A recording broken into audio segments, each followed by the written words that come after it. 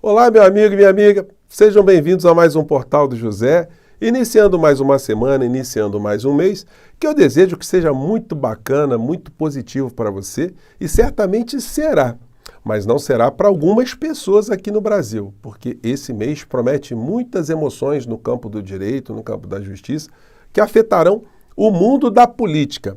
Nos próximos dias, o Procurador-Geral da República terá que dar algumas decisões que terão muito impacto nos nossos debates daqui para frente. Primeira decisão é se ele converterá a figura do inelegível em réu nos crimes cometidos em relação à adulteração de registros de vacina. Ele e mais 15 pessoas. Isso dá também um enquadramento como ORCRIM, uma organização criminosa, uma formação de quadrilha. E a outra decisão diz respeito à fuga, ao esconderijo que Bolsonaro fez na Embaixada da Hungria, se isso foi uma quebra de uma medida cautelar e que medida ou medidas o Procurador-Geral da República indicará para o ministro Alexandre de Moraes. Hoje também é dia 1º de abril, dia que ainda nós estamos debatendo os 60 anos da implementação da ditadura aqui no nosso país. E algumas coisas relacionadas ao presidente da República, o presidente Lula, estão sendo colocadas aí. Eu quero trazer algumas abordagens aqui para a gente entender o que está acontecendo no Brasil. Bom, antes de mais nada, quero convidar você que está chegando agora ao nosso portal e ainda não nos conhecia para que você se inscreva aqui conosco, conheça também os nossos outros vídeos. Se você gostar, compartilhe, recomende. Não se esqueça, dê o seu joinha, mande seu comentário e, se puder, se inscreva aqui também no nosso clube de membros. Você que é muito bem-vindo e muito bem-vinda. Gente, em primeiro lugar, eu quero agradecer a todos vocês que participaram ontem de uma live experimental que eu fiz aqui para poder ver se a conexão estava legal, para fazer transmissões ao vivo, né? E já tem mais de 125 mil visualizações essa live, né? Onde eu fiz aqui a abordagem de alguns aspectos históricos, o que levou o Brasil a ter o golpe de 64 e quais foram seus desdobramentos, né, até a gente ter essa figura que está ainda a nos atormentar, né, a figura do inelegível. E também alguns aspectos econômicos, porque a gente fica muito preso nas questões emocionais do que uma ditadura provoca nas pessoas humanas, né, as questões políticas, mas teve uma grande questão econômica, que foi a implementação, a consolidação de um modelo econômico aqui no nosso país, que fez com que aquelas pessoas, aqueles jovens, há 60 anos atrás, se colocassem contra, para que o Brasil, de fato, tivesse a sua soberania, que o Brasil pudesse caminhar com as suas próprias pernas sem nenhum tipo de tutela externa. Infelizmente, essa tutela aconteceu.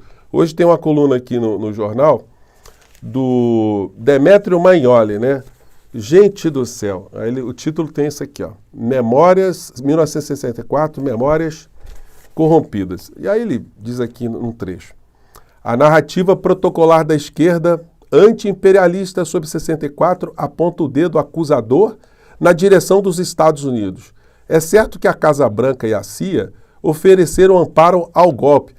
Ô Demétrio, não ofereceram amparo, fala sério. Eles engendraram. Você acha que as ditaduras todas que aconteceram na América Latina no mesmo período foram todas de geração espontânea? Todos os generais foram formados na escola do Panamá, comandadas ali por instrutores norte-americanos, né? Fala sério, né? Bom, aí depois ele diz, entretanto, o golpe teve as cores do Brasil. Bom, é uma coisa ridícula. E o Demétrio que foi também dessa geração, tá? Então é uma coisa meio surpreendente. Bom, aí, voltando aqui a algumas situações do cotidiano, que eu comentei com vocês, uma delas foi nessa abertura, né? Moraes pede parecer da PGR após explicação de Bolsonaro sobre embaixada. Então, se bobear, a gente tem uma decisão logo hoje, no decorrer do dia, do Procurador-Geral da República. E a outra também está se esgotando essa semana. Moraes dá 15 dias para a PGR opinar sobre indiciamento de Bolsonaro. Gente, isso não é pouca coisa não, tá? É converter a figura do ex-presidente da República inelegível em réu. Agora a situação fica muito mais próxima, né, de um julgamento e de uma decisão condenatória. Aí a coisa avança bastante, essa fila caminha de forma muito mais sólida, né? Bom, daí a gente chega às discussões desse dia tão importante que é esse dia de hoje. Com veto de Lula e cerimônias, ministros se manifestam sobre 60 anos do golpe militar de 64. Gente, que o governo brasileiro ele se abstenha de transformar essa data numa data do Estado brasileiro, isso é compreensível, como eu comentei com vocês na nossa live de ontem, que mais uma vez eu agradeço muito vocês todos terem participado e terem feito ali a interatividade comigo aqui na hora do portal, né? Bom, mas esse veto que o Lula fez a 64 é uma coisa que não deve passar em brancas nuvens por todas as pessoas que lutam por democracia aqui no nosso país, porque embora o Estado não seja um promotor, né, ou possa ser considerado um ente que não deva promover esse tipo de ação política, no entanto, os líderes políticos, aqueles que devem formar opinião pública, aqueles que ajudam a politizar a sociedade, devem se manifestar. Então, se o presidente não quis transformar o Estado brasileiro numa mola para colocar esse debate, para alavancar esse debate, ele pessoalmente poderia ter feito a publicação no seu Twitter ou feito a publicação no jornal, um jornal de grande circulação, dos jornais todos, explicando o que aconteceu em 1964, que foi uma ruptura institucional, ou será que há algum tipo de dúvida em relação a essa? Sobre essa situação, eu vou pegar aqui um depoimento de hoje, nesse 1º de abril, do Frei Beto, que é amigo do presidente Lula e que foi preso político durante 4 anos e foi torturado. Então, é uma pessoa que tem muita autoridade para poder abordar esse tema da forma como ele colocou. Então, vou compartilhar com vocês uma entrevista que ele concedeu hoje para o ICL. Bem, eu sou muito amigo do presidente Lula, manifestei a ele a minha discordância, escrevi um artigo, né, que está rodando aí nas redes, chamado Jamais Esquecer, no qual também eu ressalto essa discordância, e lembro que ele, Lula, foi preso político. Eu participei, eu estava na casa dele no dia que ele foi preso, em 1980, e foi julgado como prisioneiro político pela Auditoria Militar de São Paulo e posteriormente foi julgado pelo Superior Tribunal Militar em Brasília. E foi absolvido, evidente. Agora, foi preso político e o Lula já disse claramente que é contra qualquer anistia aos golpistas de 8 de janeiro de 2023. Então, para minha cabeça é um pouco difícil entender como que ele é contra qualquer anistia a uma simples intentona comparada com 21 anos de atrocidade da ditadura militar e, ao mesmo tempo, propõe esquecer ou não comemorar, né, fazer memória desse fato que marca profundamente para sempre a história do Brasil. É inútil. A reação que ele provocou está mostrando como há uma avalanche de manifestações de todo tipo, inclusive para que se reabra a Comissão da Verdade e apure os mortos e desaparecidos. Então provocou o efeito contrário, né, como aquele livro Avesso da Pele. No que ele foi censurado, virou best-seller. Então eu creio que não há como apagar. A questão da ditadura no Brasil é como o Holocausto, né? Jamais será esquecido. Isso, e nós que fomos presos políticos, sofremos, né, que tivemos pessoas muito ligadas a nós sacrificadas, como é o caso do Frei Tito, temos a obrigação moral, cívica, de estar sempre mantendo acesa essa vela dos mortos e desaparecidos e apontando para aqueles que foram responsáveis por essas atrocidades. Gente, eu achei perfeita a fala do Frei Beto e não poderia ser diferente, né? Como eu comentei com vocês ontem, que no período em que eu fui estudante, durante a minha graduação toda, todos os anos, a minha turma, os meus amigos de faculdade, de outras faculdades, nós fazíamos algum tipo de ato para lembrar que o Brasil teve uma ruptura institucional. Nós éramos de uma faculdade de direito.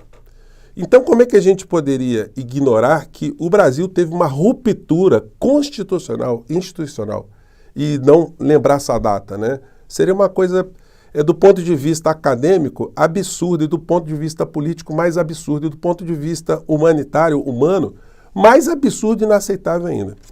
Esse aqui, gente, é um convite que eu fiz para o meu aniversário, quando eu completei 40 anos. Eu coloquei aqui várias fotos onde eu figuro aqui, em algumas dessas manifestações, no dia 31 de março. Muitos amigos queridos aqui que já não estão mais conosco, e assim como o Frei Beto homenageia as pessoas que partiram, que tiveram uma luta mais efetiva, eu também presto homenagem a esses meus queridos amigos e irmãos, enfim, de um período um pouco depois, né, desse período mais duro que houve aqui no Brasil, no entanto, um período que a gente ainda pegou algumas turbulências. Então, uma coisa que o governo tem que ter muita atenção é que as suas bases, o progressismo, ele não pode ser desprezado, ele não pode ser desconsiderado com esse tipo de atitude do presidente da República, porque esse é um dos fermentos para causar algum tipo de ressentimento numa base da sociedade. Isso provoca cada vez mais que oportunistas de extrema-direita avancem, né? Eu já disse para vocês aqui, na Argentina aconteceu muito isso. Tivemos na Argentina um governo decente, um governo de homem correto, de um homem que respeitava direitos humanos, um jurista, Alberto Fernandes.